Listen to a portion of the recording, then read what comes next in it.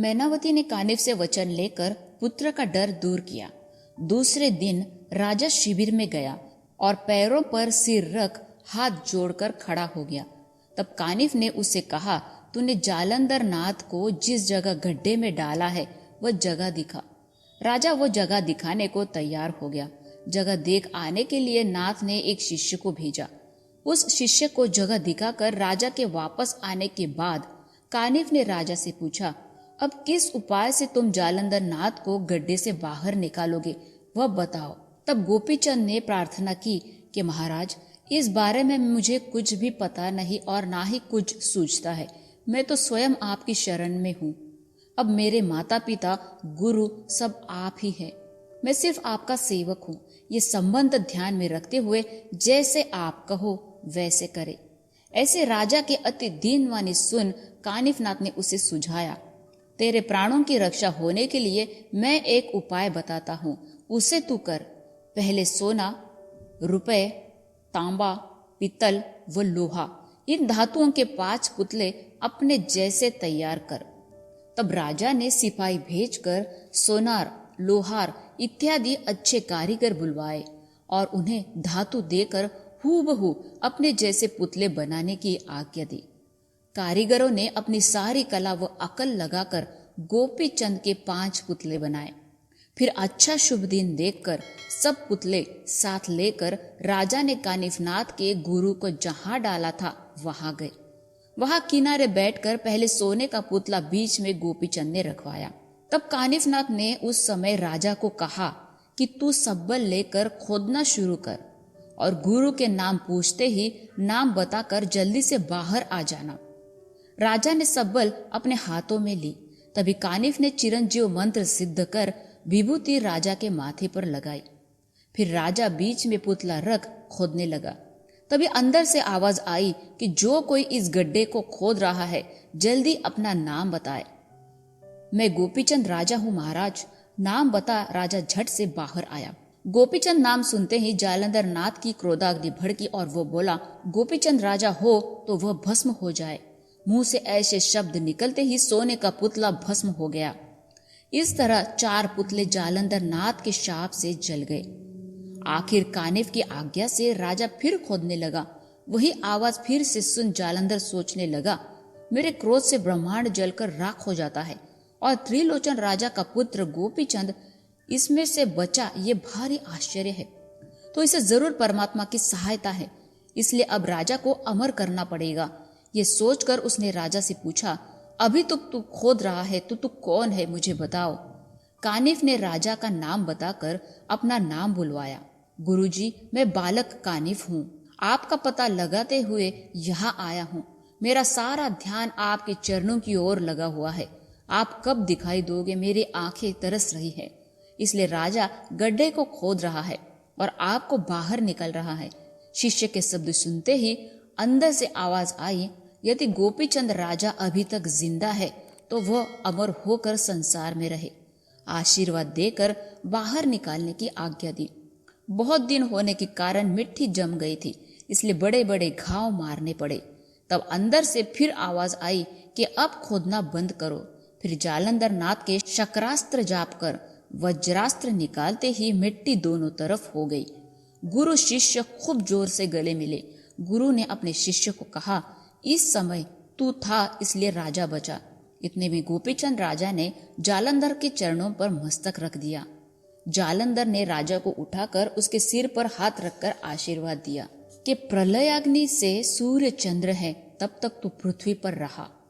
फिर मैनावती चरणों पर गिरकर बोली कि महाराज, जिस तरह लोभी का धन समाप्त हो जाता है, अंधे की लाठी दूर हो जाती है, उस समय उसकी जो स्थिति होती है वैसे ही स्थिति मेरी 11 साल से हो रही है। इस तरह मैनावती के बोलते हुए उसके आंखों से पानी बह रहा था। ये देख जालंधर नाथ ने अपने हाथों से उसके आंसू पोंछ उसे धीरज दिया।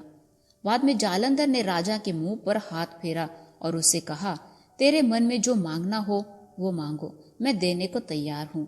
राजवैभव चाहिए तो वो मांगो, योग मार्ग चाहिए तो वो मांगो, मैं देने को तैयार हूँ। लेकिन राजवैभव थोड़े समय के लिए है, ये दिखता है उतना सर्वनाशवंत है। मैंने तुझे अमर किया इसलिए जो चाहिए वर मांग लो। ऐसा बोध देकर उसे विचार करने को जालंधर नाथ ने लगाया। राजा ने विचार किया कि राजवैभव हमेशा के लिए तो नहीं रहेगा। जालंधर नाथ की योग्यता विलक्षण है, जबकि मैं 11 वर्ष के गड्ढे में ढकेलने के बाद भी, बंद रहने के बाद भी जालंधर नाथ जैसे के वैसे हैं। इसके सामने तो यमराज भी हाथ जोड़कर खड़ा रहेगा, तो इसके सामने राजा की क्या प्रतिष्ठा। अब मैंने भी वैराग्य वैभव साध्य कर लेना चाहिए, यही विचार सर्वश्रेष्ठ है, ऐसा उस राजा ने सोचा। अपने मन का पूर्ण विचार उन्होंने अपने जालंधर नाथ को बताया।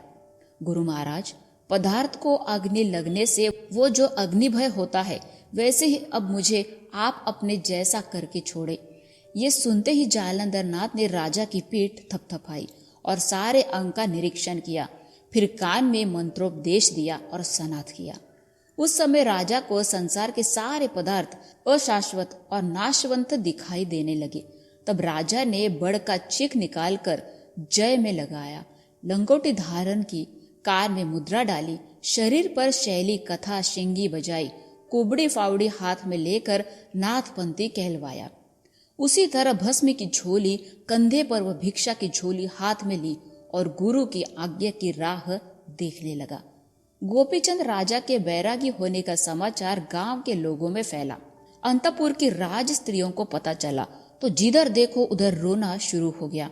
इधर राजा को जालंधर नाथ ने तप करने के लिए आज्ञा दी और उपदेश दिया कि अपनी सारी स्त्रियों के पास भिक्षा मांगने जाओ और श्रृंगी बजाकर माई भिक्षा डाल ऐसा कहना। इस तरह भिक्षा के कारण से प्रत्येक स्त्री की भेंट लेकर तप के लिए निकल जाना।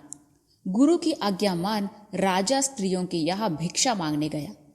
राजा को इस अवस्था में देख सारी स्त्रियां फूट फूट कर आक्रोश करते रोने लगी और दुखी होने लगी। राजा की गुण स्वरूप आदि याद कर वे शोक करने लगी। मुख्य रानी लुमावती व दूसरी स्त्रियां एक के बाद एक राजा के पास आकर उसके गले पड़ी और उसे प्रार्थना करने लगी कि ईश्वर कृपा से जो हुआ सो हुआ, लेकिन अब यही रहकर योग मार्ग चलाए पर कहीं दूर न जाए। हम विषय सुख के लिए आपको कष्ट नहीं देंगे, आपका मुख चंद्र देख कर खुश रहेंगे। जहाँ आज्ञा देंगे वही कुटिया बना देंगे और आपकी सेवा कर बाकी दिन सुख से बिताएंगे। स्त्रियों ने यहाँ रहने के लिए बड़ा आग्रह किया, लेकिन राजा ने उनके कहने की तरफ ध्यान नहीं दिया। उल्टे उन्हें धिक्कार कर उन्हें दूर जाने के लिए बोला, लेकिन मोह पाश में बंधे होने के कारण स्त्रियों का दूर जाना न हो सका। वे बोली, जंगल में तुम्हें अकेला रहना पड़ेगा, वहां तुमसे कौन बोलेगा। तब राजा ने उत्तर दिया, श्रृंगी कुबड़े मेरे से बातें करेंगी। फिर प्रश्न करने पर राजा ने कहा, जमीन का आसन, आकाश की चादर मुझे काफी है। कुबड़ी व फावड़ी ये दोनों मेरे साथी रहेंगे। धूनी लगाकर ठंड का निवारण करूंगा। व्याघ्रांबर पर वज्रासन डालकर बैठने के बाद अनेक स्त्रियां व पुरुष व बच्चे हाजी हाजी करते रहेंगे। घर घर मेरी माँ बाप भाई बहनें होंगी, वे मेरा पूरा ध्यान रखेंगी। कंदमूल की मिठास षड्रस अन्न से भी अधिक है। कफनी फटने पर इंद्रिय दमन का कछोटा लगाऊंगा। अगर कंथा फटी तो योग का आचरण कर दिव्य कंथा परिधान करूंगा। सगुण और निर्गुण ये दोनों शिंगी व कुबड़ी कभी फूटने वाली नहीं। आगम निगम ये उनकी तारा मजबूत है, वो कभी नहीं टूटेगी। कुबड़ी फावड़ी जीर्ण होने पर खेचरी भूजरी ये दो आदेश विधेय ये दोनों तरफ प्रकाशित रहेंगे और मैं भी तन्मयता से लक्ष्य पूर्वक निश्चिंत होकर सो जाऊंगा। आखिर में मोक्ष मुक्ति इस शैली के भूषण का नाम फैलाऊंगा। काफी देर तक बातचीत होने के बाद राजा ने भिक्षा डालने के लिए कहा। वे मोह में आकर पास आने लगी। तब राजा ने कुबड़ी व फावड़ी उन्हें मारने के लिए उठाई। मैनावती राजमाता ने यह देख पक्का खाना लेकर आई और बोली, गोपीचंद ये भिक्षा ले। राजा ने भिक्षा ली और माँ के चरणों में मस्तक रख जालंधर नाथ के पास गया। सारी हकीकत सुनाई। मैनावती ने भी आकर वही सुनाया। फिर गुरु ने 3 दिन अपने पास राजा को रख लिया और उसे उपदेश दिया। आखिर उसे बद्रिकाश्रम में जाकर लोहे के कांटों पर अंगूठा रख कर 12 वर्ष तप करने की आज्ञा दी। उसी क्षण गोपीचंद जाने को तैयार हुआ।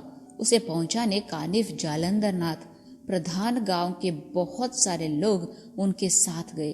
राजा के जाने से सारा गांव उदास हो गया था। राजा के मुख्य रानी को एक लड़का था। उसे गोपीचंद ने सिंहासन पर बिठाया।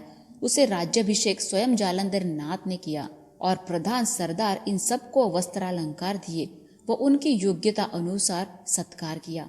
फिर अंतपुर जाकर सब स्त्रियों को समझाया, मुक्तचंद को गोपीचंद की जगह पर समझकर रहो। बाद में 6 महीने तक कानिफ व जालंधर नाथ वही रहे।